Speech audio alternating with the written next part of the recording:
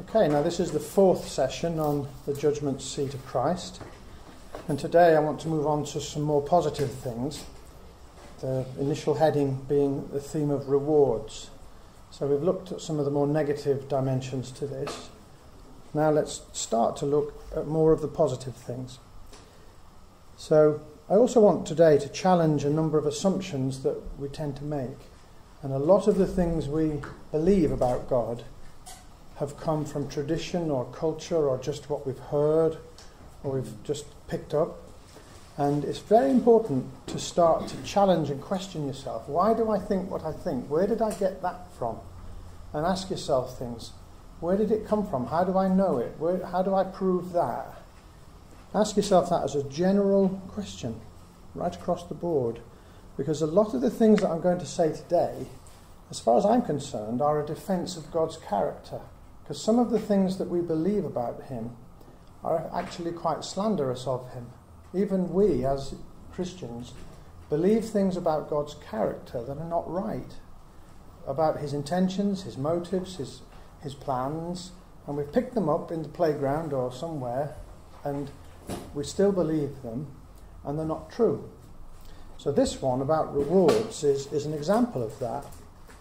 Because many of us don't believe in rewards or don't think about them, or we think there's something sordid or squalid about rewards. We think that it's somehow unworthy or not right to seek for them and so on. But ask yourself this question: if there's something squalid and sordid about rewards and it's wrong to seek for them, who are you criticizing when you say that? Are you indeed even aware that you're criticizing somebody? Now, the somebody that you're criticizing is the person who created the reward system and who advocates the seeking of rewards and tells you to seek for them. So Jesus himself, out of his own mouth, commands us to seek for rewards. So what are we doing, telling people that there's something wrong about that, or unworthy, or sordid, or even irrelevant, or unnecessary, or trivial, or anything like that? All of those things, not only are we being wrong about this theological point, but we're also defaming the character of God by saying what we say. Are you with me? And so it's important just to make that point, because that will be applicable to many of the things I'm going to say today. We need to readjust our thinking, or at any rate, that's what I'm saying. Your responsibility is to check out whether I'm wrong, or right, or half right. That's your job, to work that out. So, the theme of rewards. And I'm going to give you just now a selection of some verses where the concept of reward is mentioned. And these are just a brief selection. It's all over the Bible. Once you start looking for it, it's like when you buy a car. You buy any car or anything, and what you'll find is that you start noticing those cars on the road from then on. So if you buy a Volvo, you'll see Volvos all over the place. And if you buy a Renault, you'll see Renaults all over the place. And whereas previously you never noticed them. And so you'll just start noticing the concept of reward once you start looking for it. You see? So, page 38. Vicky, do you want to read out 2 Chronicles near the top? But you, be strong and do not lose courage, for there is reward for your work. 2 Chronicles 17, verse 5. And then, Chris, the one above, Proverbs 11. A wicked man earns deceptive wages, but one who sows righteousness gets a sure reward. Proverbs 11:18. Yeah. So, this positive dimension to the judgment seat then, about rewards, the prospect of receiving rewards, it's meant to interest us and to motivate us. And it's also a reflection of God's generous character. It's also an aspect of his justice. You see, if there were not rewards, and if there were not punishments, there would be something wrong with God. Do you see? Because his character is such that those are inevitable. If he was not holy and just and righteous, well then there wouldn't be punishment, and there wouldn't be wrath, and there wouldn't be reward. But because he is those things, these things have to follow, because they're a necessary consequence of his character. Do you see? And so, for example, let's take this example. Imagine you had a generous parent, okay? Let's call this person a generous parent or a good parent. Now, what is one of the outworkings of being a good parent? What do good parents do on their children's birthdays? What do good parents do at Christmas? What do good parents do at their children's graduation? What do they do? They give them good things. So if we said, I don't think my parents, I'm not expecting anything from my parents because I know my dad, he's pretty mean, and I just don't expect anything from a birthday. Imagine you were writing an essay for you're age 10 and you're writing something at primary school about what you're expecting for your birthday, and you wrote in it your theology about your dad and mum, and in it you were writing about how you're not expecting anything for your birthday, and you don't think it's even right to expect anything, because I wouldn't like to think that my mum and dad were thinking I was expecting anything from them or wanting anything, and I don't expect anything anyway, because I think the kind of people they are, I just don't think it's likely I'll get anything. Would you imagine that essay was given by the school teacher to you as parent? What would you think? If that's what you thought that your child thought about you, would you be delighted or would you be worried? What would the school teacher think? Would they be thinking good things, or would they think this is quite disturbing what this child thinks? Do you see? And I want to put it to you that has some it's applicable by analogy to what we're thinking about God. So I'm saying that he gives reward because it's his nature to do so. Not to mention the fact that he's said over and over again he's going to do so. I mean, leave aside that small fact. The point is that it's in his nature. He almost doesn't need to say it. It's inevitable because of his character. So let's read a few more verses.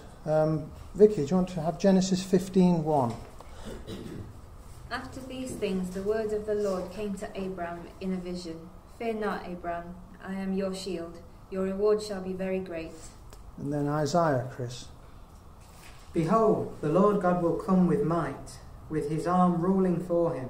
Behold, his reward is with him, and his recompense before him. And then that's Isaiah 40, verse 10. Next in Hebrews, this is an important verse. I'm going to come back to this closely later on, but let's read it now, Vicky. Hebrews 11:6. But without faith it is impossible to please him. For he who comes to God must believe that he is, and that he is a rewarder of those who diligently seek him. Hebrews 11, verse 6. And Chris, Matthew 16:27. For the Son of Man is going to come in the glory of his Father with his angels, and will then repay every man according to his deeds. Yes. Thank you. So Jesus himself tells us that will apply to every man. It's not only limited to the wicked. We know that from all over the place. The judgment, the reward is not limited to one group of people, it's to everybody. Every single one of us, without exception, will have to face him as judge, and he's going to repay both the good and the bad for what they've done. And he says that they will be repaid for their good deeds at the resurrection of the just. So, if you read the next passage, Vicky, from Luke 14:12-14. He said also to the man who had invited him, when you give a dinner or a banquet, do not invite your friends or your brothers or your relatives or rich neighbours, lest they also invite you in return and you be repaid.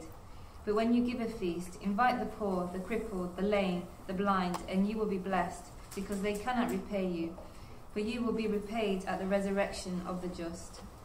That's right, you'll be repaid.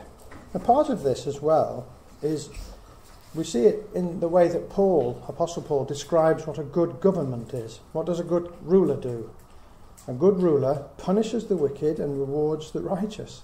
That's what good government does. He doesn't bear the sword in vain. So good government is meant to be opposed to wrongdoing and be in favour of right living. That's what government is meant to do.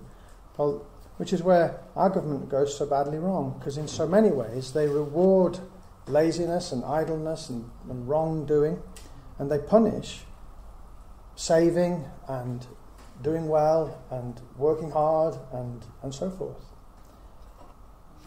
Doing the right thing is frequently punished and at least not rewarded. So it's contrary to the nature of a good government to act in that way. And the point is that Jesus himself is going to be the ultimate good government, and he's going to do these things. So let's address this. The question of being equal or unequal in the next life. I'm suggesting that we're going to be unequal. I put that point to you last time. I don't think we're going to be unequal in terms of our status in the ultimate sense. We're all going to be human beings. Every human being is equal as a human being, aren't they? We're all equally human.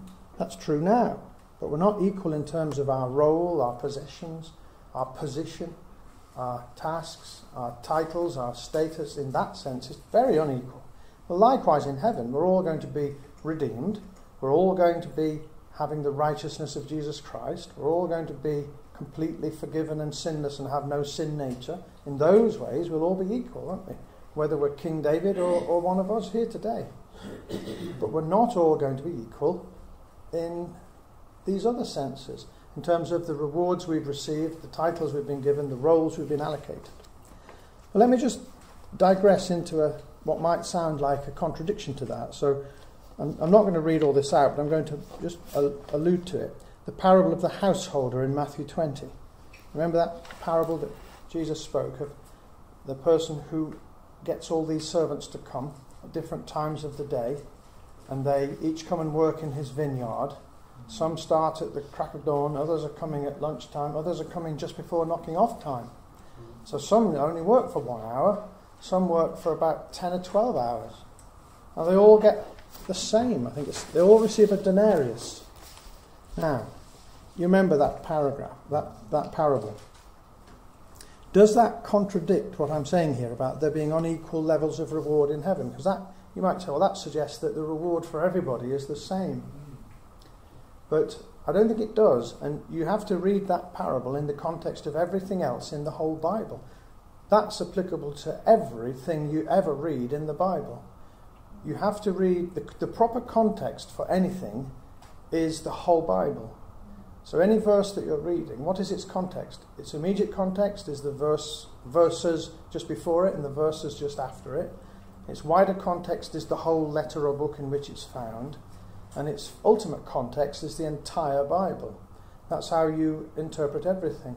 So you're not entitled to take the parable of the householder to mean that everybody is going to be equal. It doesn't say that at all. And it would be a wrong deduction to make from that parable. But what can you deduce from the parable? I think you can deduce this, that the extent to which we're rewarded will not be entirely and solely dependent upon the length of time for which we serve. So, imagine that you are a person who is saved for 80 years and you have like Derek Prince, sort of a 70-year ministry, or like Dave Hunt, a 75, 80-year ministry. Is that person going to necessarily be rewarded more than a person who is saved and is only alive for 5 days, 5 weeks, 5 months, 5 minutes? The point of this parable, I think, is this: that the length of service is not the only determining factor of our outcome, our judgment, our rewards, and so on. It's a factor, but the ultimate thing is, how faithful were you in the time you were given? So how long you were given is not the ultimate determining factor. The question is, how faithful were you in the time you were given? So some people will begin earlier and serve for longer. Others will begin later and serve for less time. The classic example of that would be two men who knew each other at school. Dave Hunt, who you all probably know him, and Jim Elliott. They were colleagues at school. Well, there's a coincidence. Two lads who knew each other right from teenage years and had very different lives. They were both very similar in many ways. But Jim Elliot went to minister to the Orca Indians in South America, and he was martyred at the age of 28. Dave Hunt lived to be 86 and was faithful, remarkably faithful, all those years. Now, which of them will be given the greater reward? Now, it's not my place to say. I don't know what reward they'll get. But what I think I can say, by applying the analogy of the parable of the householder in the vineyard, is that the reward that each of those are given will have nothing to do with just the length of service. So Dave Hunt won't be entitled merely by virtue of the fact that he lived to 86 to receive more than Jim Elliot. He might well receive more, but it won't be because of that. The question is, how faithful were you in the time that you were given? Because you're not able to determine how much time you're given. You can't determine the moment at which you're converted. You can't determine the moment at which you hear the gospel. You can't determine the moment of your death. None of those are in your power. So Jesus won't judge you for things that are entirely outside your control. So what will he do? He'll judge you for the faithfulness you showed in the time you had. So that is an important principle, but it doesn't contradict or negate this point I'm seeking to put across, which is that there'll be inequality and different levels of reward.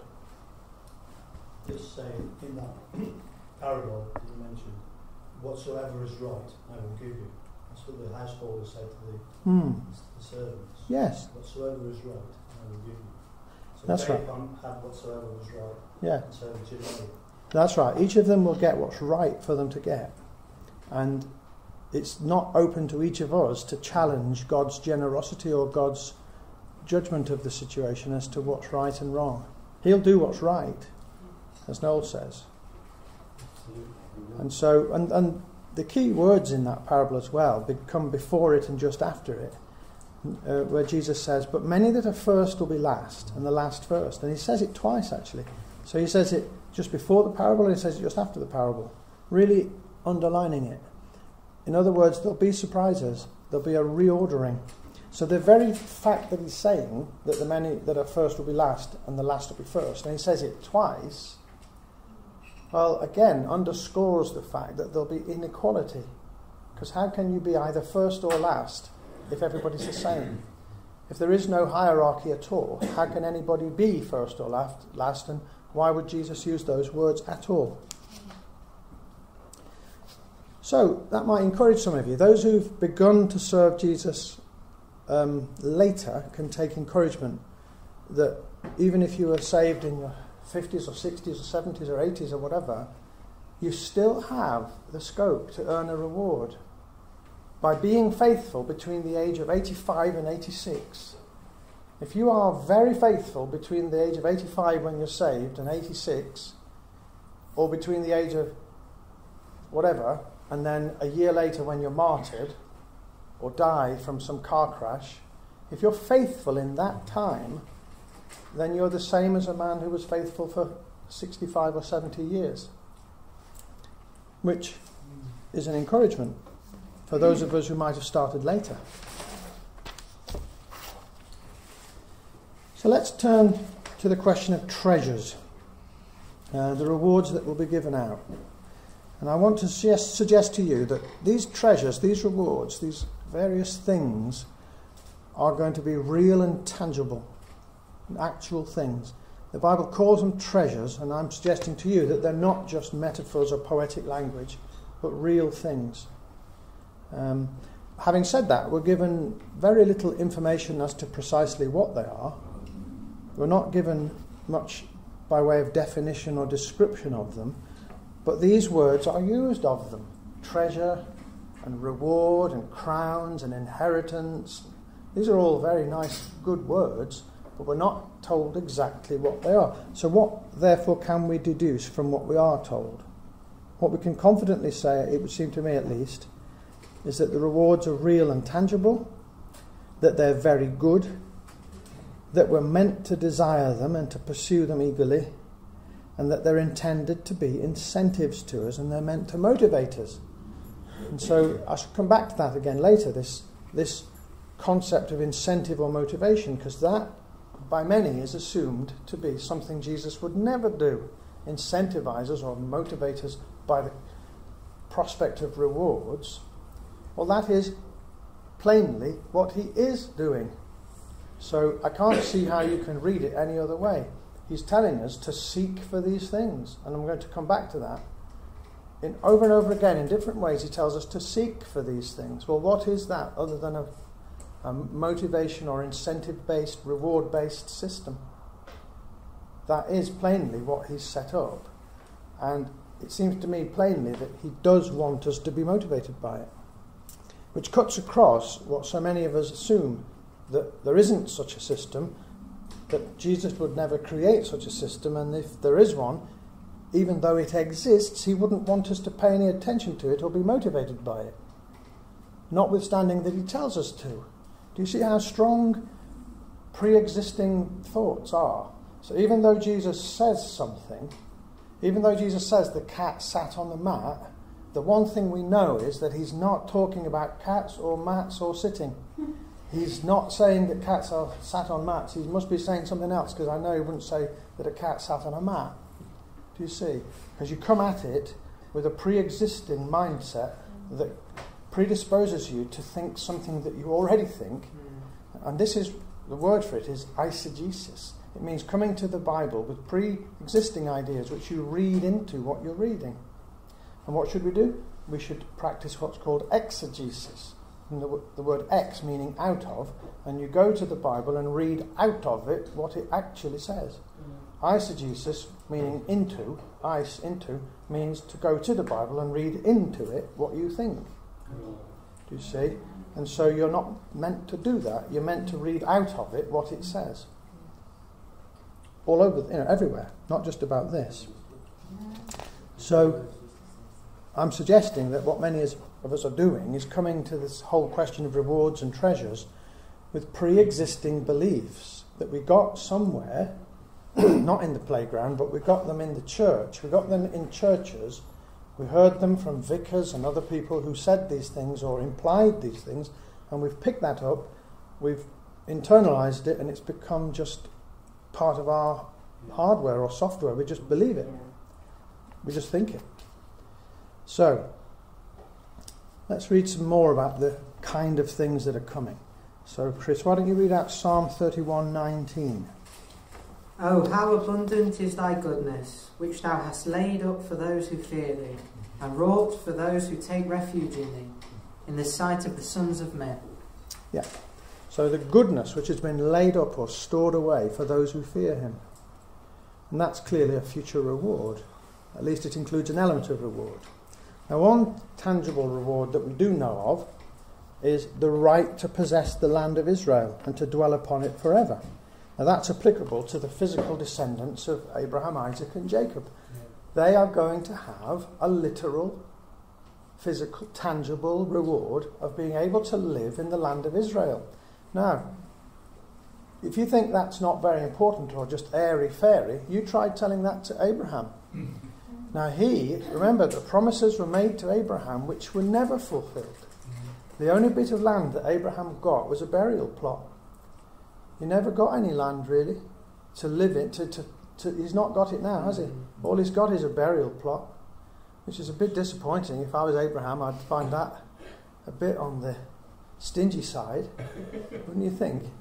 Now, Abraham is looking forward to a reward which is more than that. He's looking to live in Israel. Abraham is looking to be resurrected, and he's waiting for it now. He's chafing, waiting for this. He wants to be resurrected and to come back and live in Israel. So does Isaac, so does Jacob, so does Joseph. Think about Joseph. What did he do? Because it mattered so much to him. Remember what Joseph did at the time in the book of Genesis. 400 odd years before the Exodus, Joseph arranged, he took this so seriously that he arranged for his bones to be kept, and he got the people to promise that when they moved to the land, they would take his bones with them. Now Moses took that promise, the promise that was made 400 years ago to Joseph, he took it seriously. They took the bones of Joseph to Israel and buried him there. Now, what was Joseph really bothered about? Was he bothered about where his bones were? Not really. What he was bothered about was the reality of the promise that he was relying upon and taking totally seriously. And his request that his bones be put in Israel was really just indicative of or reflective of how seriously he took that promise. Now Joseph is expecting to be resurrected and he wants to live in Israel. That's what he wants. And he's waiting for it now. Because it's absolutely literal and tangible and physical. Israel means Israel. Land means land. Resurrection means resurrection. Body means body. That's what it means. All those words mean what they say. Now that's one aspect of the tangible, physical, real nature of the rewards. So being allowed to live in Israel is a reward for Abraham, Isaac, Jacob, Joseph and all the rest who are the descendants of them. Well, that's great for them. That's marvellous for them. But what about us who are not Jewish and are Gentiles? What do we get? Well, equivalent things. We're going to have to live on land as well. And we're not going to live in the land of Israel, but we're going to live on land just as much as they are going to live on land. So... I want to live in Israel. Sorry? You're going to what? I'd like to live in Israel. You'd like to live in Israel? Well, you might be allowed in. But the point... Well, you'll be allowed to go up there and travel to see the place, for sure. But the promise about that land is made to those people. But the thing is that we're all going to have to live on land. Israel is a piece of land in the entire world, and it's all land, and we're all going to live on parts of it. What I'm trying to get across is I want us to stop being airy-fairy and thinking about clouds and harps and that kind of thing. Not that I'm against harps. I wouldn't dare be against harps, but the thing is that that's an image we've got, which even Christians have got. Yeah. It's all airy-fairy. Yeah. But it's not going to be the slightest bit airy-fairy whatsoever. It's going to be, if you knock on a table in heaven, in the earth and in heaven, it'll make a noise like this. Do you see? There's nothing airy-fairy about heaven or the earth. It's the same earth. It's this earth that we're going to come back to. Moreover, the future earth, the new recreated earth, is equally. If you knock on a table in the New Jerusalem, this is the sound it will make. Like that. It's going to be physical and real and tangible, and we need to start to see it that way. Not just about land, but about everything. And what I'm seeking to argue is that the same literalness and reality needs to be applied to every other reward, not just land. Everything. So what about this then? Psalm 37, 28 to 29. Would you like to read that out, Vicky, from the bottom of page 40? For the Lord loves justice. He will not forsake his saints. The righteous shall be preserved forever, but the children of the wicked shall be cut off. The righteous shall possess the land and dwell upon it forever. Yes. The righteous shall possess the land and dwell upon it forever. Now that's primarily spoken to the Jewish people, but it's equally applicable to anyone who's righteous. We'll all live and live forever, and wherever we might be. But especially that's addressed to them. So, let's have a look. I'm going to miss out a little bit here to save a bit of time. But what I would say, just to briefly summarise, is those of us who are Gentiles will each live in our own countries. We know that because we're going to come from our countries to pay tribute to the Messiah in Israel. We're going to go up each year and pay tribute. If we go up each year to Israel to pay tribute, what does that imply? If the nations are going to come from the nations, where are the nations living? Well, they're not living in Israel, are they? They're living somewhere else. Yeah. So you can't travel up to Israel if you live in Israel. And it would be a little crowded if the whole world lived in Israel and the entire rest of it was completely empty. That would be rather silly. There's no reason to think it. We're going to have land elsewhere. So, let me move on then to this next question.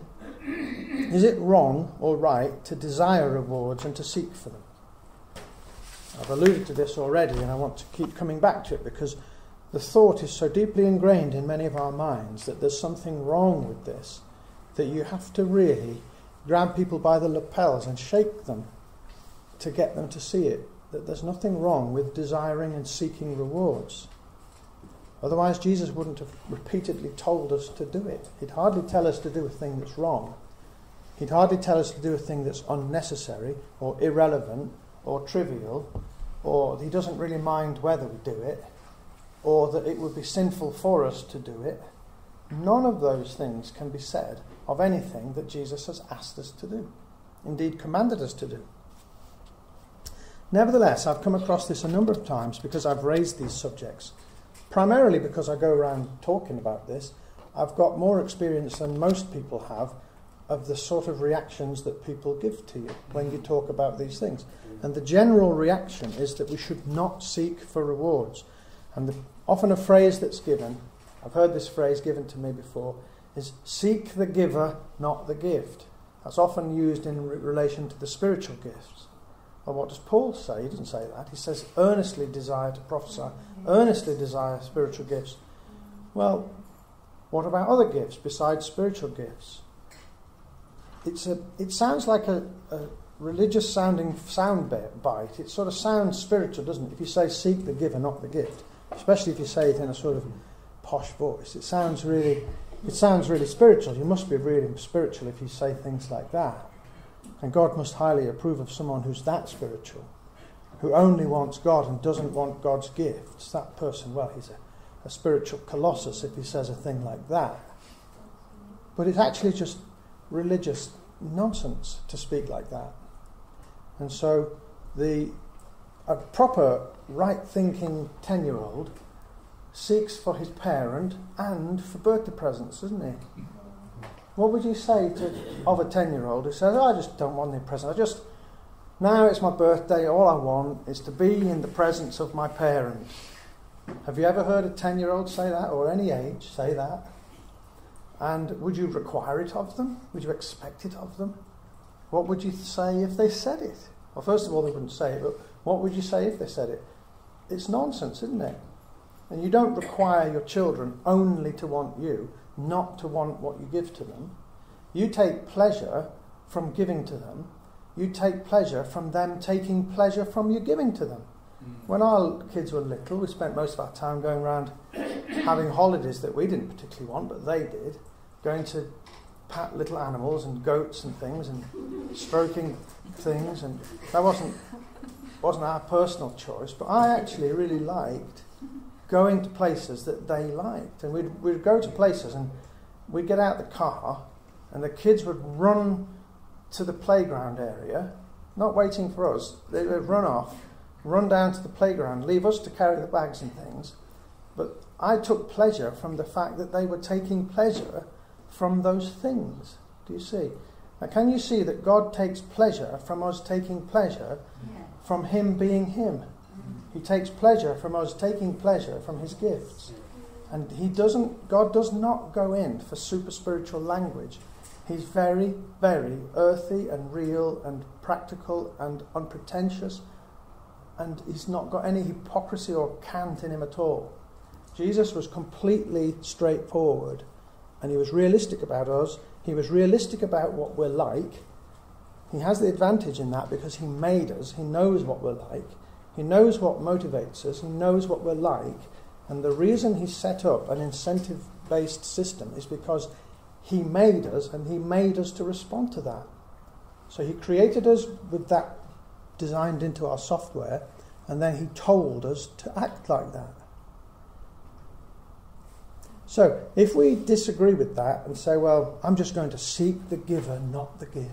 If we say that, then not only are we being silly, well, firstly we're being silly. Secondly, we're saying something that the Bible says nothing to support whatsoever. And thirdly, we're making an implicit criticism of God Himself, and in particular Jesus, because we're saying that Him creating and advocating an incentive-based system, that was wrong of Him. He was very wrong to say that, because he was promoting selfishness and greed, and Jesus was, by saying that, promoting a sordid system that we ought to really deprecate and rebuke him for saying it. Now, none of us would actually say any of that explicitly, which is why I said the word implicit. Most of the things where we go wrong are implicit. We don't actually say it out loud, we just think it. We don't even necessarily think it. It's latent, it's underlying, it's unconscious, it's just there, buried beneath your words as the implicit outworking, it's the foundation of, or the assumptions upon which your words are based. That's a sordid thing, and it's wrong of Jesus to advocate it. He was very wrong that day when he said that. Lay up treasure for yourselves. How dare he say that, an unreligious thing like that? Do you see? Now, none of us would use those words, but that's what we are implying when we say that it's wrong to seek for gifts or to want gifts. So, let's do this. Let's look at this. Consider this passage from 1 Timothy. And Paul speaks of people doing good deeds and being generous, etc. And by so doing, he says they are storing up treasure for themselves, underline the word themselves, as a good foundation for the future. Now, what else can it be but that Paul intends for us to seek to lay up those treasures and to seek to acquire them? And what else can it mean other than that you're supposed to do it for yourself? Because you might say, what Paul means is lay up treasure so that you can give it away. What Paul means is lay up treasure for others. What Paul means is lay up treasure for orphanages that you can sort of give it to. But that's not what he says. He says lay up treasure for yourselves. So, Chris, would you like to read 1 Timothy 6, 17 to 19? As for the rich in this present age, charge them not to be haughty, nor to set their hopes on the uncertainty of riches, but on God, who richly provides us with everything to enjoy. They are to do good, to be rich in good works, to be generous and ready to share, thus storing up treasure for themselves as a good foundation for the future, so that they may take hold of that which is truly life. That's right. And then in this next passage from 1 Corinthians, Paul's speaking about receiving an imperishable wreath or garland, like an athlete receives. Now, whether or not Jesus is going to put actual literal garlands around our necks, I couldn't say. But I have a feeling that he will. That if Paul says that, it's probably literal. But whether it doesn't have to be literal, I'd be perfectly content with a metaphorical garland or wreath. I'd be perfectly happy if Jesus says, here, let me put this metaphorical garland around you. I'd be quite delighted with that. I'm not requiring it to be literal, but there's no reason to think it's not. And the other point is, whether it's literal or metaphorical makes no difference. The point is, it contains or suggests the things that those words suggest. A garland, a wreath being put around our necks is approval, honour, recognition, reward, Jesus saying good things about us. That's what it's about. And Apostle Paul is neither shy nor embarrassed about saying he wants one of those. So many of us would say, please Jesus, don't put any wreath around me. All I want is to be in your presence, and I wouldn't want to have any reward. Well, Apostle Paul isn't saying that. He's saying he does want one.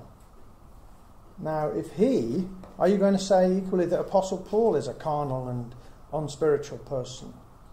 I don't think we have any basis for it. He's not shy, he wants it. So, Vicky, would you like to read 1 Corinthians 9, 24 to 27? Do you not know that in a race all the runners compete, but only one receives the prize? So run that you may obtain it. Every athlete exercises self-control in all things. They do it to receive a perishable wreath, but we an imperishable. Well, I do not run aimlessly, I do not box as one beating the air, but I pummel my body and subdue it, lest after preaching to others I myself should be disqualified. That's right. So what does Paul mean by being disqualified, by the way? A lot of people take that to mean that what Paul's worried about is losing his eternal life.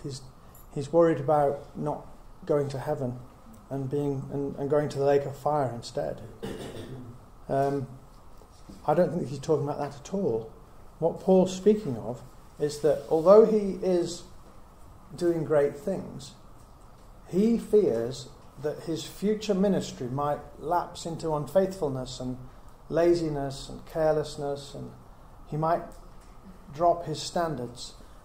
And in the last 5 or 10 years of his ministry, he might become unfaithful or not diligent. He might cut corners, and Jesus might say to him at the judgment seat, "It's a shame about those last 5 to 10 years, Paul. You were doing so well. And then look, the way that you turned liberal and you became so slack and you stopped working and you were unfaithful and you compromised. Because of what you did in that last 5 or 10 years, Paul, I'm afraid I'm going to have to cancel the rewards that you had already earned in the previous 20 years. You see? That, I think, is what Paul's worried about. That the place, the role, the title, the rewards that he was hoping for might be taken from him. He might be disqualified from receiving them because of his subsequent unfaithfulness. That's what he means. So, let's move on. Let's look at the attitude that Apostle Peter had towards rewards. And also what I want to do is look at how Jesus responded when Peter expressed his desire for rewards. So Peter is a very direct man. We all know that. He says what he means what he says, and frequently he used to say things without thinking first about the reaction that others might have. Now, you watch in this next passage. Let's hear what Peter has to say, and then let's see how Jesus reacts.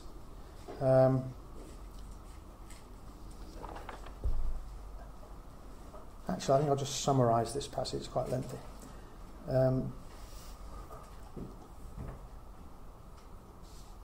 This is a passage where Jesus is in. This is Matthew 19:16 to 26, and someone comes up to Jesus and says, "Teacher, what good deed must I do to have eternal life?" And then Jesus goes on to tell him about the commandments. And then Jesus says, "If you would be perfect, go sell what you possess and give to the poor, and you will have treasure in heaven. And come, follow me." So Jesus says that. The young man goes away sorrowful because he had great possessions. And then Jesus tells him about how hard it is for a rich man to enter the kingdom of heaven and so forth.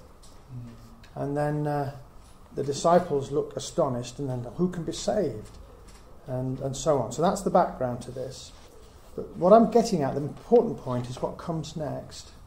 And it says, the point I'm getting at is he asked Jesus directly, Peter asked Jesus directly about what he's going to get. So that was the background about being treasure in heaven and so forth. So Peter being Peter, he hears all this, and his first thoughts are, ooh, what are we going to get? So Chris, do you want to read out Matthew 19:27? Then Peter said in reply, "Lo, we have left everything and followed you. What then shall we have?" That's right. So what then shall we have? What are we going to get out of this? Now then, expect now, Jesus is going to turn round now and slap Peter down and say, "Peter, how dare you speak to me about any reward you're going to get? That's outrageous. It's selfish, Peter. I don't like it. I'm opposed to an incentive-based system, and I really don't think you should be asking me questions like that." Not a bit of it. Jesus doesn't rebuke Peter at all for saying that. He doesn't say or even imply that there's anything vulgar or selfish about that. He's not critical, censorious towards Peter in any way. He just answers his question in a straightforward way. He's not surprised by Peter asking him, and he's not disapproving. Because Jesus expects and wants us to desire those things and to seek for them. So Vicky, would you want to read out Matthew 19:28 to 30? Jesus said to them, "Truly I say to you, in the new world, when the Son of Man shall sit on his glorious throne, you who have followed me will also sit on 12 thrones, judging the 12 tribes of Israel. And everyone who has left houses or brothers or sisters or father or mother or children or lands for my name's sake will receive 100-fold and inherit eternal life. But many that are first will be last, and the last first. Okay. Now, if there was ever going to be a time, if Jesus was opposed to these things and considered them wrong, this would be the moment when Jesus turns on Peter and rebukes him for wanting something, wanting rewards. Peter's concern out of that previous conversation between Jesus and the young ruler was, what's in it for me? What am I going to get? That's what he more or less said, wasn't it? And Jesus was not censorious. He was not disapproving of Peter. He wanted Peter to want those things. And he wants us to want those things. And so there isn't anything grasping or unchristian about seeking for future rewards. That's one thing I want to really labour. And let's look then at this next passage, where Jesus himself instructs us to provide for ourselves a purse or stockpile of treasure in heaven. And he wants us to focus on amassing such a store of treasure. Now that sounds so unchristian, doesn't it? That we should want to stockpile treasure in heaven. How on earth can this possibly be in the Bible? Well, because where our treasure is, that's where our heart will be. And Jesus wants us to seek for treasure. The operative point, though, is where? Where is the treasure? He wants the treasure that you're seeking to be in heaven, not in this present life. But we therefore think, well, because we're not meant to seek for treasure in this life, or not to be fixated upon it, not to be covetous towards it, therefore we're never to seek for treasure ever at all in any life. Well, that doesn't follow. The fact that you're not meant to do a thing now doesn't mean that you're not meant to do it later. The fact that you're not meant to seek a thing for now doesn't mean you're not meant to seek for it for later, especially if Jesus tells you that you are to seek for it. So, Chris, would you like to read out Luke 12, 29 to 34? And do not seek what you are to eat and what you are to drink, nor be of anxious mind. For all the nations of the world seek these things, and your Father knows that you need them. Instead, seek his kingdom, and these things shall be yours as well. Fear not, little flock, for it is your Father's good pleasure to give you the kingdom. Sell your possessions and give alms. Provide yourselves with purses that do not grow old, with a treasure in the heavens that does not fail, where no thief approaches and no moth destroys. For where your treasure is, there will your heart be also. That's right. So there are important things within that. We're to seek for his kingdom. But Jesus says, note, the things that we're not to seek here, he uses the same phrase, these things.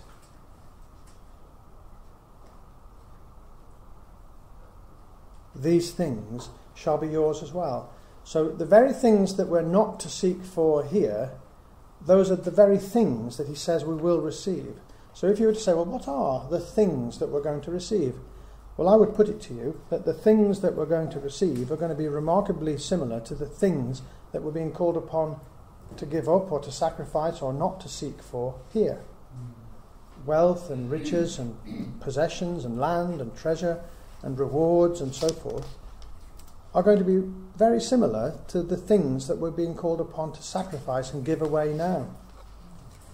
And Jesus wouldn't use the words like purses and treasure if those things did not contain something either the same as or remarkably similar to what we mean by those things here. That's my suggestion to you. I'll come back to that again. All right, well, what about this question of seeking for roles and positions? So we've looked at crowns and we've looked at rewards and inheritance. What about roles and positions and titles?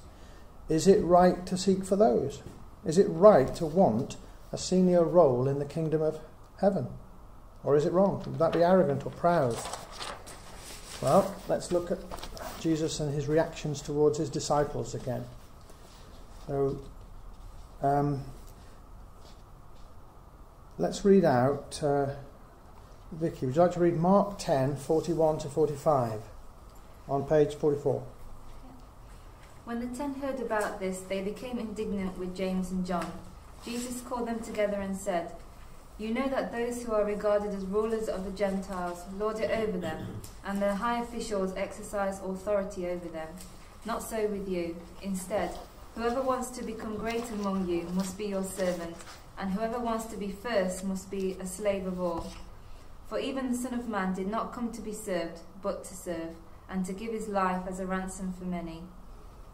Thank you. Now that passage comes just after there's been a bit of a kerfuffle, because Jesus has been speaking about who will be appointed to sit at his left and right hand, because James and John wanted to be those two. So they were basically making a pitch for those jobs. Can we get the two top jobs in heaven, please? You see the kind of fellas that Jesus had around him. These are the things that they were wanting. Yeah. So they wanted the two top jobs in heaven for themselves. Left and right hand positions. Now that is a very high position. I don't think that's the same position that King David will have. So I think there's an even higher position than the one that's been allocated to King David, because he's going to be deputy to Jesus in Israel. But it would seem that this is not that, because we don't know who's got this position, but we do know who's got David's position. It's David. We know who's going to be the prince in Jerusalem. It's David. But we don't know who's having the left and right hand positions. Basically, Jesus is number 1, number 2 men, Chancellor and Foreign Secretary in heaven, basically. We don't know who's getting those jobs. Well, James and John wanted them, and they were putting their CV in, asking for it. The other disciples got angry at James and John for wanting those things and for making that request. But Jesus didn't get angry with them for asking for that. Notice, the people who got angry, it wasn't Jesus who got angry, it was the apostles that got angry with James and John for wanting to be Chancellor and Foreign Secretary in heaven. Why were they angry? Because they wanted to be Chancellor and Foreign Secretary in heaven. That's why. It wasn't because they thought it was inappropriate for any person to seek these things. They were angry because they wanted those jobs. But Jesus wasn't rebuking any of them for wanting to be in a high position in heaven. What did he actually say in response? This is important. He says, whoever wants to become great among you. Okay? And he also says, and whoever wants to be first among you must be slave of all. Whoever wants to be great among you shall be your servant. Now what we've tended to do is we focus on the second part of what Jesus says. You must be a slave, you must be a servant. Well, that's true. It's got to be true because he said it. But what we've done is we've focused only on the second half of each of those sentences. And we've overlooked or ignored the first half of each of those sentences, which reads, whoever wants to become great, whoever wants to be first, must be the slave of all, the servant of all. Now, what can we deduce from that? Well, it must be that Jesus considers it to be an acceptable motive for being a servant, because he wants us to be a servant, doesn't he? That's clear. That's not our point, though. Our point is it must be an acceptable motive for being a servant that you want to be promoted in the kingdom of heaven. So if you want to be great, if you want to be first, there's nothing wrong with wanting to be great. I want to be great. I'm not seeking to be great in this world, or at least I ought not to be, but I do want to be great in the next world, and every right-thinking, sensible person should want to be great in the next world. That doesn't mean that there's only one place available. There are lots of people who are going to be great in the kingdom of heaven.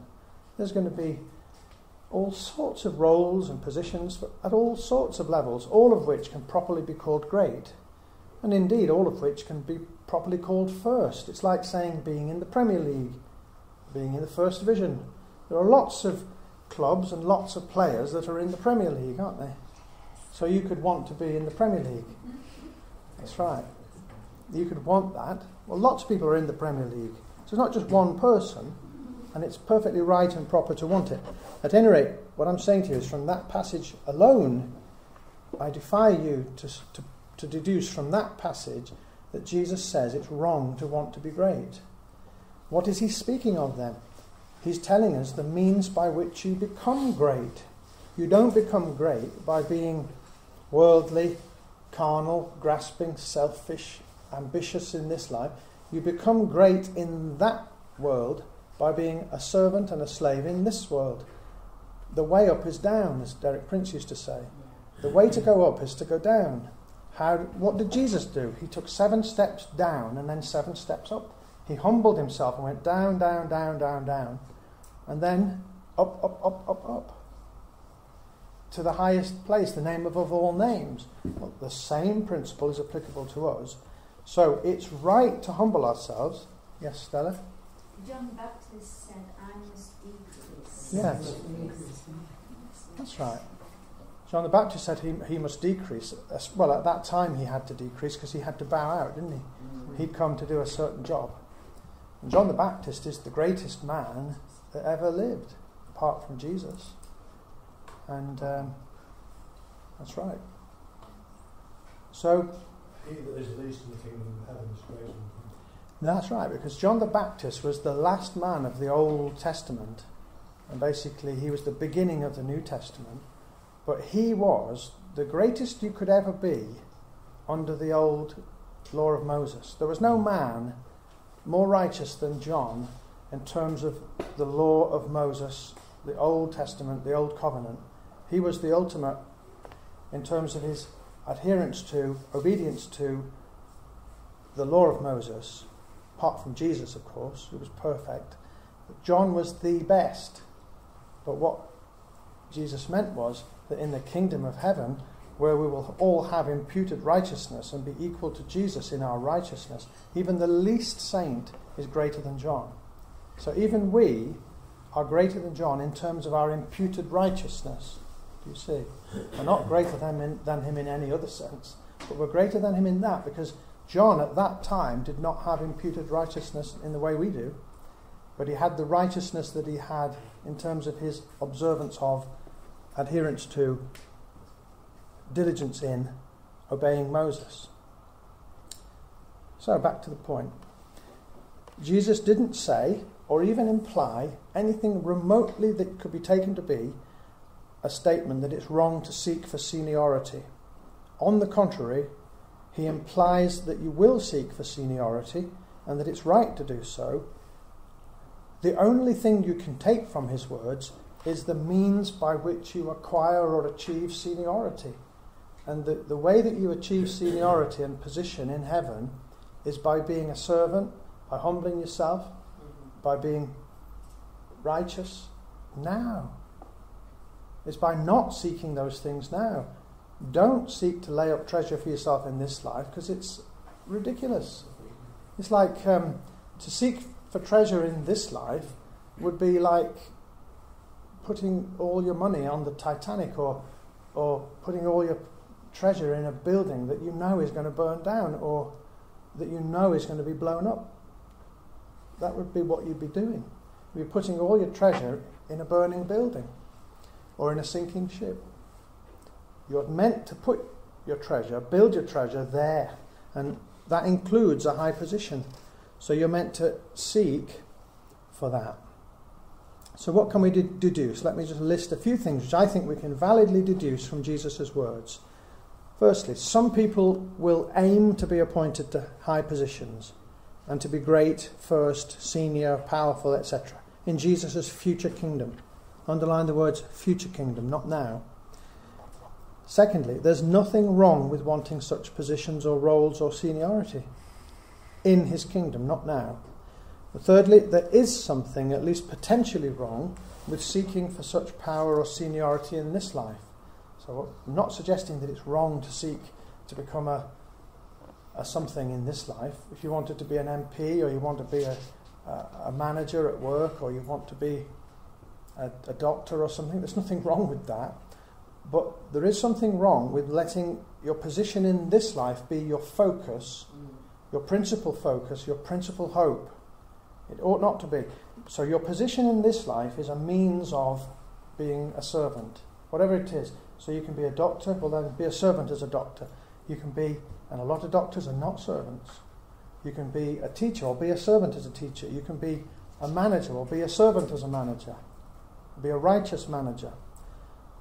So there's nothing wrong with being in a position in this life, but it's wrong to let that be your hope or your glory. That's not your glory. It's a means of serving. Fourthly, such seniority in the next life is obtained by humbling yourself in this life and by being willing to be the servant or slave of all. So we obtain the highest places in the next life by being prepared to serve in the lowest places in this life and by being obedient to do what Jesus calls us to do for him. So he's not saying it's wrong to seek for seniority. He's assuming that we'll want to do that. He made us. He knows that we want seniority. Which of us, except when we're being hypocritical and pretentious, doesn't actually want to be great or to do well? We all want to do well. And it's only if we're being dishonest that we would deny that. He knows that because he made us. What he's telling us is how that can be acquired. So, let's moving on. So I emphasise that because I think we need to all stop talking as if there was something wrong with that, and stop talking as if the Bible was against it. In fact, it's for it. Now then, let's come back to Hebrews 11:6. I said I would. So the most powerful evidence for the fact that God wants us to seek for rewards is found in the letter to the Hebrews. I'll read it out here. He says, "But without faith it is impossible to please him. For he who comes to God must believe that he is, and that he is a rewarder of those who diligently seek him." That's Hebrews 11:6. Now, how many of you have you ever really read that verse and actually taken note of what it's saying? Because that verse is shocking. It's a startling verse. Think what it's saying. It's saying here, what I consider a surprising and remarkable statement, that we're told in order to come to God, we must believe, little one, that God is, that is, that he exists. Well, most of us would go with that. We agree with that. You can't please God without believing that he exists. Right? You can't come to God without believing that he exists. That's not remarkable. But this second bit is remarkable. Secondly, that he is a rewarder of those who diligently seek him. Have you ever noticed that? So here we are debating the question of whether it's even right to seek for rewards, whether it's even godly, whether it's even part of God's plan for it even to happen. And what the writer of the letter to the Hebrews, I think it's Apostle Paul, but whoever it is, whoever wrote the letter to the Hebrews is saying that not only is it right to seek for rewards and to think that God rewards people, but it's necessary. It's a requirement of coming to him. You have to believe that he is that. And if you didn't believe it, well, first of all, you'd have a wrong view of God. That's one thing. But secondly, if you did not believe that he's a rewarder of those who diligently seek him, it would have an impact on your, first of all, on your diligence, and secondly, on your view of him, and on what you do. You would act differently if you're a person that doesn't believe that God rewards than a person who does believe that he rewards. So the man who believes that God is a rewarder of those who diligently seek him lives like this, and the man who believes that he's not lives a different way. All because of what you believe about God's nature and character and his propensity to reward. It has a material, tangible consequence in your life according to whether you do or don't believe that. So we can deduce at least these conclusions from it. That God does reward people, that there's nothing wrong with him doing so, that you're required to believe that he rewards certain people, that if God gives rewards he must be right to do so, because he's hardly going to do something that's not right, that if it's right for him to give rewards, then we should approve of the rewards and of his system for giving them. And if we approve of the rewards and of God's system for giving rewards, then it would be absurd for us to say that we don't desire or want those rewards. How can you say, totally agree with God giving rewards, totally agree that God gives rewards, but I don't want reward? Do you see how silly that is? if it's right for him to give rewards, and if it's right that he does give rewards, how can it be right for you not to want them? Leave aside the point that Jesus commanded you to want them. Leave that to one side. Just in terms of sheer logic, how can it be right not to want something that God does and that God does give? Let me move on, get a bit faster. Glory and honour. Now that surely, God doesn't want us to seek for glory and honour. If we're religious people, we wouldn't want that. Well, I'm going to put it to you that not only does God want us to seek for rewards, he also expects and wants us to seek for glory and honour as well. Indeed, Jesus actually criticises people who do not seek for glory.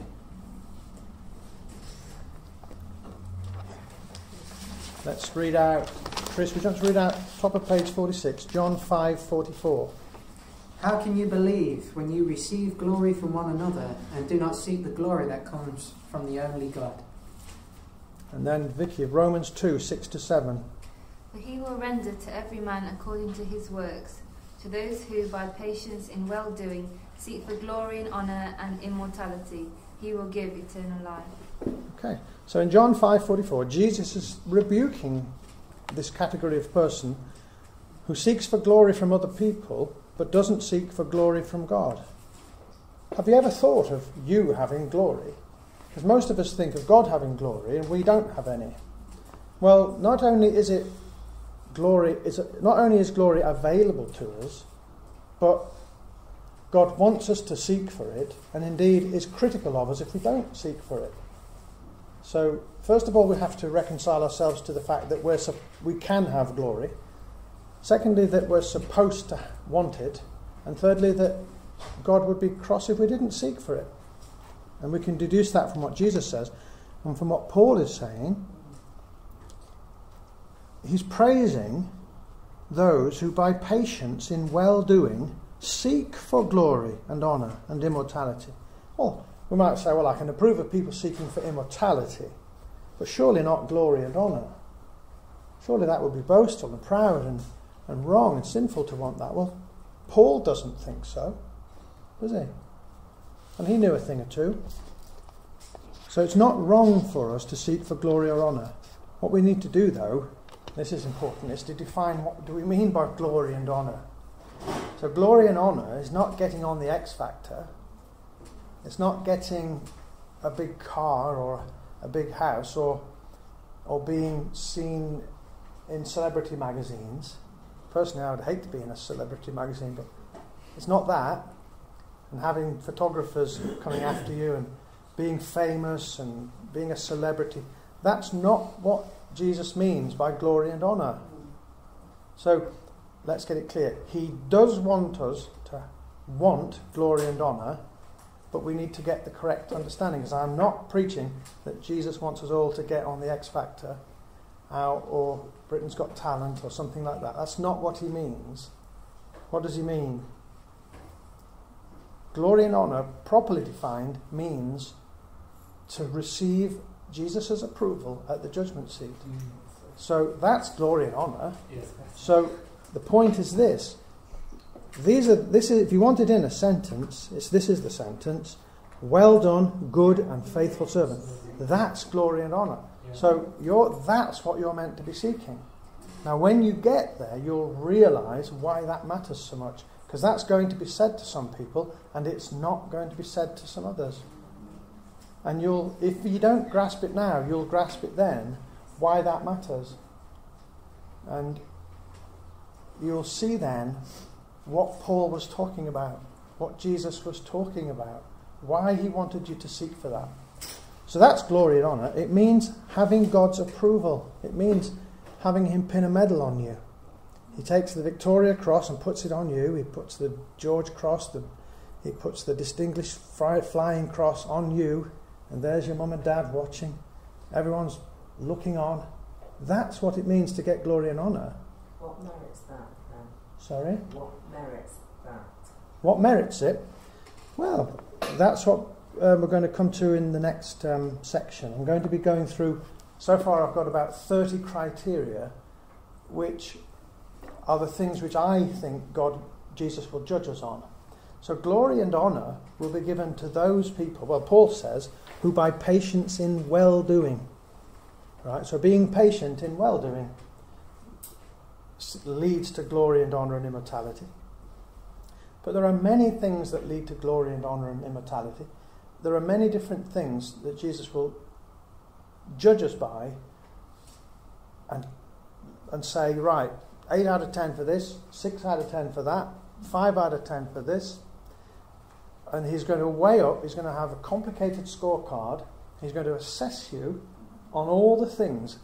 But if you wanted it in a nutshell, I mean, I've broken it down into 30 things, but if you want it in a nutshell, it's faithfulness and fruitfulness.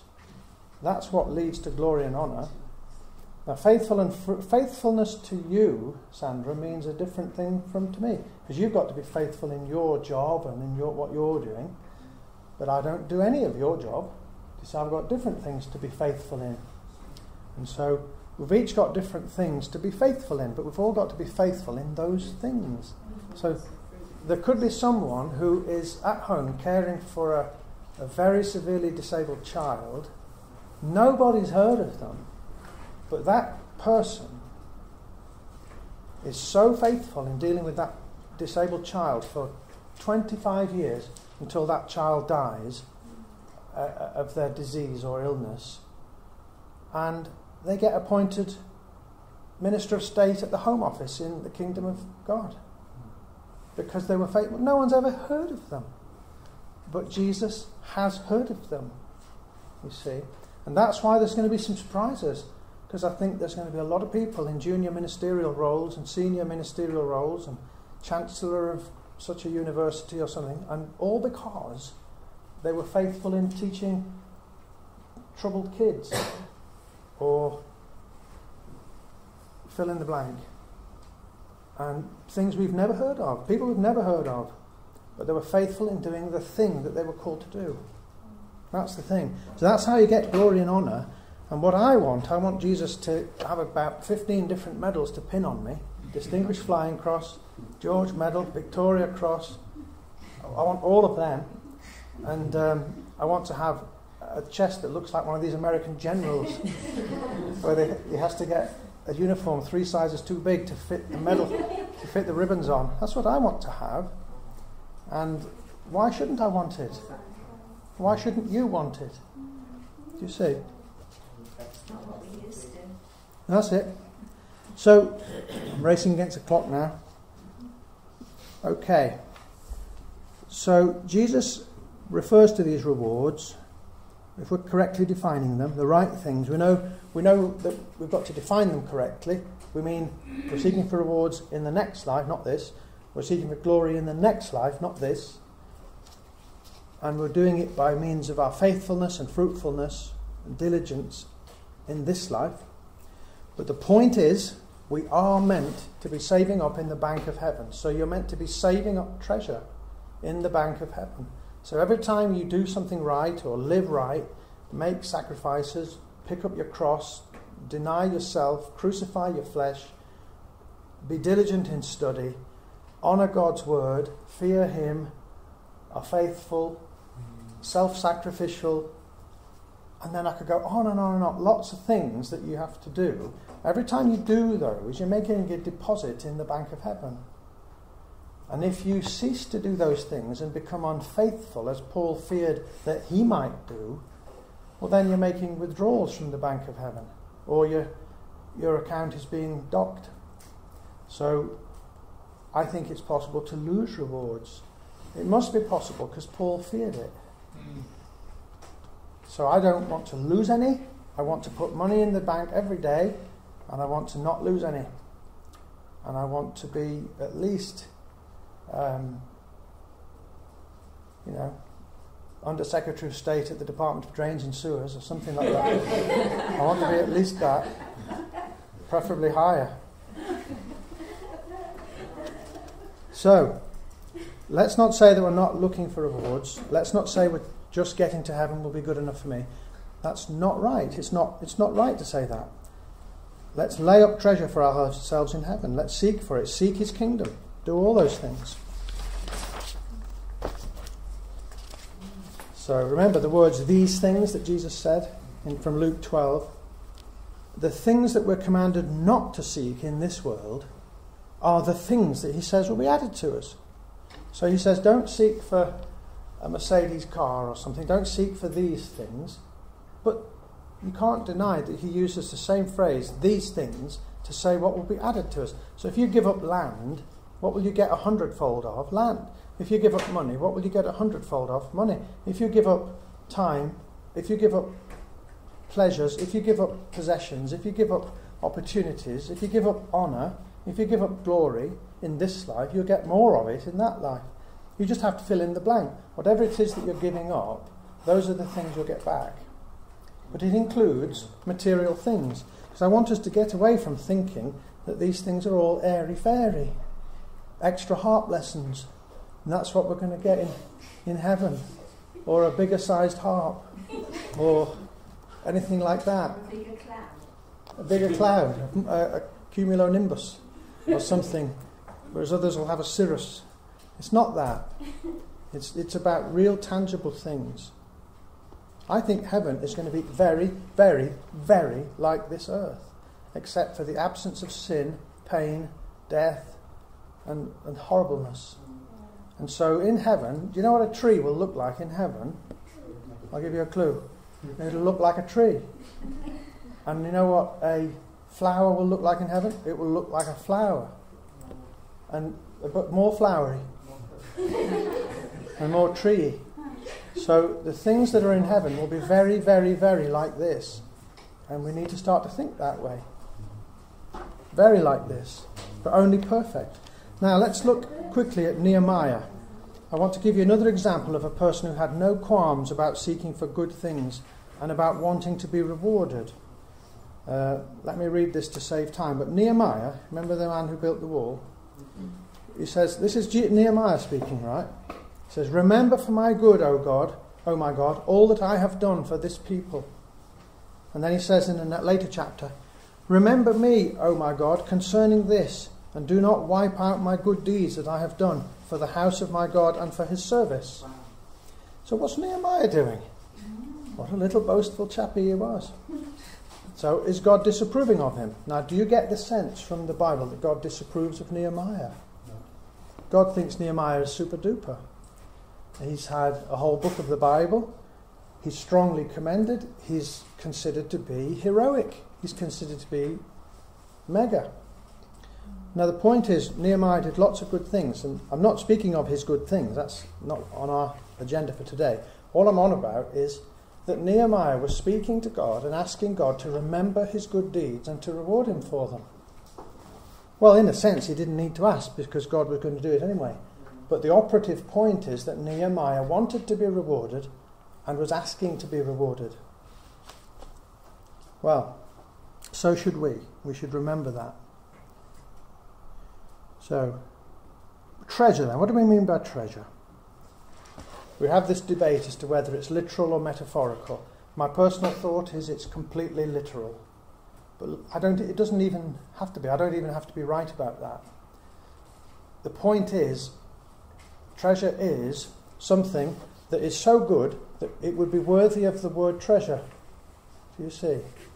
So, whether it's literal or metaphorical, if it is metaphorical, then that which it is a metaphor for is a good thing. Do you see? So, whatever it is, if we get to heaven and find that the treasure that Jesus speaks of is not the treasure that we thought he was speaking of, but another kind of treasure, well, one thing we can say with confidence is, whatever it is, it'll be good. So, let's imagine that you weren't terribly well up on things, and there was some solicitor type person, and he was speaking about share certificates. Now, would you want some? Would you want share certificates? It's me. Well, I would. So if Jesus said to you, let's imagine you didn't understand his words, but he spoke of, let's imagine you were a person from the 18th century, before companies had been invented and share certificates had even been invented. They were only invented in the late 19th century. So imagine Jesus had used the words, lay up for yourself share certificates in heaven. Well, what is a share certificate? What is one? It's a piece of paper, but is it just a piece of paper? It's a share certificate is a thing, a piece of paper, which has a literal and tangible meaning. It means that you're the part owner of a business and you own 5%, 10% of Boots PLC or 10% of Toyota. Would you like to own 10% of Toyota? So what is that then? Is a share certificate money? No, it's not money. Is a share certificate treasure? Well, it's just a piece of paper. But what does it signify? What does it metaphorically speak of? If that share certificate is capable of being turned into a stack of money. Do you see? And so some of the words Jesus uses, I don't know whether they're metaphors, treasure, crowns, inheritance. Maybe they do mean something complicated. But I don't mind if they're complicated or not. I just want to have them, whatever they are. So if I was a man that lived in the 18th century and Jesus offered me a share certificate, I would say, absolutely, please, yes. Even if I had no clue what one was. Because if he was offering it to me as a reward, I would think, oh, whatever it is, I want it. Do you see? So I'm suggesting to you that actually it's perfectly plain and literal. Treasure means treasure, reward means reward, purse means purse. It means without what it says. And I personally think that in heaven there will be literal money, literal treasure, literal land, literal ownership of companies and businesses and so on. Because when we go to heaven, we won't all be having harp lessons all the time. We will be running businesses and serving in hospitals and teaching in schools. Remember, on the earth, when we come back, there's going to be billions of people living there, and they'll need school teachers. They'll need headmasters and headmistresses. And so you, Sandra, should be aiming to be a headmistress or in charge of a county council education department or something like that. And you'll achieve it by being a faithful school teacher. Do you see the point? But there'll be jobs to do in the kingdom of heaven. It won't all be floating around, stroking each other's wings. That's not what it's going to be about. Otherwise, I'd get fed up with that after a couple of thousand years of that. I'd be bored. It's going to be very, very, very interesting and exciting. Because there's going to be an absence of money, literal money. Will there be money in heaven? Yeah. I think there will. I think there will. How would there not be? You see, the kingdom of God on this earth, Jesus is going to rule over a literal kingdom on this earth. There will be plumbers in the kingdom of heaven. There will be, yes there will. There will be people, there will be shopkeepers. In the kingdom of God. I don't believe there'll be plumbers. You don't think so? Well, we're going to have to. Nothing's going to go wrong. Nothing will go wrong. Nothing will be. Oh, that's not true. It's perfect. There's no sin, there's no decay. Sorry? What are you saying, Sam? Educating people when there will be a spiritual knowledge, will they? I don't get it. Are you saying how will there be any need to educate people in the kingdom? Because wouldn't they have that spiritual input from being divinely transformed? No, because there are going to be people in the kingdom who are in mortal bodies. See, we'll be in resurrection bodies. We will have the imputed righteousness of Jesus Christ. All of us will have that, otherwise we wouldn't be there in our resurrection bodies. But there are going to be... So our minds will be transformed, absolutely. But the mere fact that you've got a transformed mind in the kingdom, it doesn't mean, I don't think it means that you'll know everything there is to know about basket weaving. If you want to do basket weaving in the kingdom of heaven, you're going to have to learn how to basket weave. You're going to have to learn how to do chemistry or something. If you're interested in that, you're going to have to study it and work for it. And there'll be teachers, at the very least, teaching the mortal people. So there'll be a job for you. I think we're maybe confusing the millennium time of rewards. Yes, I think that's eternal rewards. So for instance, Yeah. hospitals would be valid for the millennium time, but not for the eternal. What will be valid? Yeah, hospitals will be needed in the millennium, but not in the eternal kingdom. Because you're going to have the 1,000-year millennium in which there will be ordinary mortal people who will die. and they'll need to be taught and educated. Babies will be born. Babies won't be born in the millennium knowing all about chemistry. They'll have to be taught it. But when we get to the eternal kingdom, one thing there won't be is hospitals. But everybody in the eternal kingdom will then be there. There won't be anybody being born in the eternal kingdom. There won't be any school teachers, I suppose, in the eternal kingdom. And there won't be any need for that. Yes, right. But in the eternal kingdom, it'd be wrong to think that nothing ever happens there. So when the New Jerusalem comes, if you want to learn in the New Jerusalem, you decide you're going to do a study of whatever, basket weaving, English literature, or you want to do something, learn about biology or something, you'll have to learn about it. Even then, I think, you'll have to work. If you want to build a house in the eternal kingdom, you have to build it, because it'll be equally real as this, and equally real as the millennium. The only thing that's going to be different about the eternal kingdom is what's not there. Yes, John? The two people that appeared on the Mount of Transfiguration, Yeah? have they already been to the judgment seat? No, I don't think so. I don't think they have. I think the judgment seat is still future. So they're in heaven, and I couldn't say for sure that they haven't been, but I think that we're all waiting for that. I think the judgment seat, the judgment day, is going to come, and we'll all be done as a job lot. Yeah, I think so. That's my personal thought. But as to whether Moses and Elijah have been to the judgment seat, I couldn't say that they haven't, but I don't think they have. Sorry? You say we'll have to build and we'll have to learn. I think it'll actually be really enjoyable. It'll be all the enjoyable aspects That's of right. learning and all the fulfilling aspects of Yes. creating and building. That's right. The speaker there was saying that it'll be all the enjoyable side of things. It'll be exactly the same as farming and gardening. See, the way that gardening was meant to be was that you grow flowers and vegetables and you work in the garden, but there aren't thistles and there aren't slugs and snails and there isn't blight and mildew and black spot and green fly. Those things won't be there, but there'll still be gardening. So if you have a garden in heaven, even in the eternal kingdom, and you do nothing with it, it won't be a very good garden. You'll have to do something with it. You'll have to get up in the morning and do something. Yeah, so I was just about to say tend to it.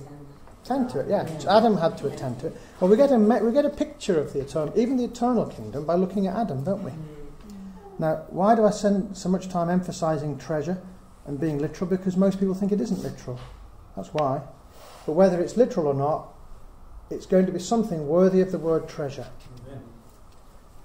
Well, let me stop there. I've gone slightly over, I'm afraid. Let me stop there. Next time we'll look at the criteria, and that's going to take some time, because I've got 30, but I'm sure there's more. Thank you. Yeah, thank you.